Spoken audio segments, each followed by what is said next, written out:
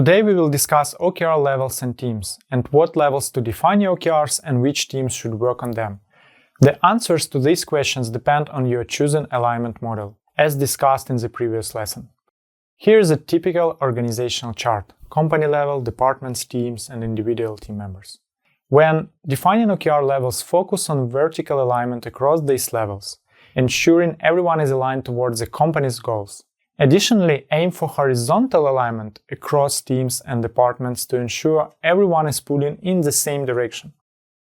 Here are some recommendations, especially for starting your implementation. Start with a pilot.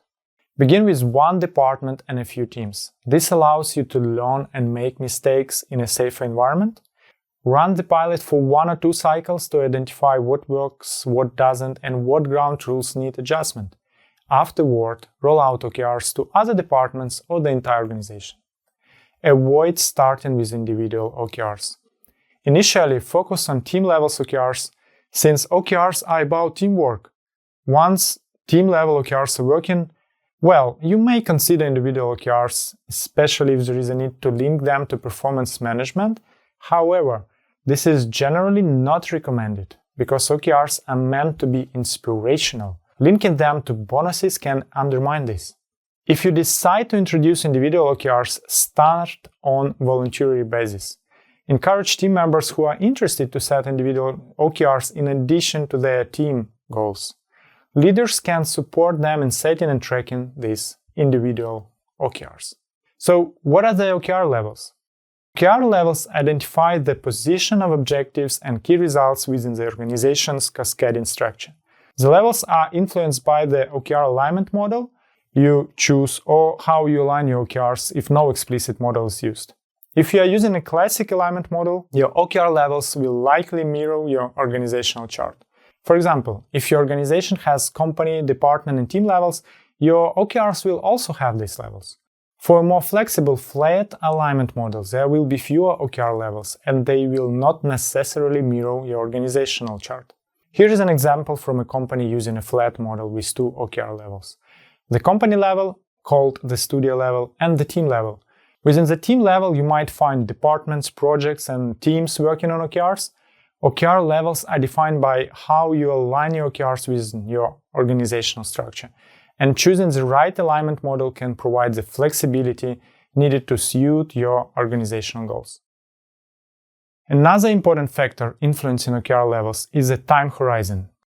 OKR levels are defined not only by organizational structure and the alignment model, but also by their time horizon. In the previous example with studio and teams, we added the time horizon aspect. This resulted in 4 levels, even though there are only studio and team levels. The time horizon includes strategic OKRs, yearly OKRs, and quarterly OKRs, both studio and teams. When considering OKR levels, think about 3 aspects: organizational levels, alignment model or approach, and time horizon. The recommendation is to keep the number of levels as low as possible to reduce administrative burden, increase flexibility, and streamline the crafting, reflecting, and synchronizing of OKRs. The flat model can be particularly good for minimizing levels compared to a classic model, especially in an organization with deep hierarchies. Here's another example with a basic classic model showing 4 levels: company 2-year OKRs, company quarterly, department quarterly, and team quarterly OKRs. This mirrors their organizational chart and expands the company into 2 levels by time horizon. This approach helps better track long-term goals, as breaking down a 2-year goal into quarterly segments make it easier to see the progress and achieve smaller parts of the long-term objective. In a flat alignment model, you might have a company 2-year OKR and a chapter quarterly OKR. In one company, the OKRs were more cross-team and cross-department, making virtual chapters work on these OKRs. While this model initially had fewer levels, the company is considering now adding a company quarterly level for better tracking and transparency. Let's discuss OKR teams. The alignment model significantly influences OKR teams. In a classic alignment model or something close to it, OKR teams usually mirror the organizational structure. At the company level, a leadership team works on the OKRs. At the department level, management handles the OKRs, taking responsibility and ownership. And at the team level, teams work on the OKRs. In a more flexible, flat alignment model, teams are more adaptable and can be adjusted specifically for each OKR.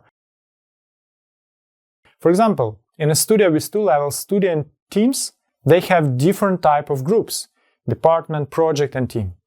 Each quarter, teams are formed based on the OKR's focus. If marketing and sales need to collaborate, members from both departments form an OKR team for that period.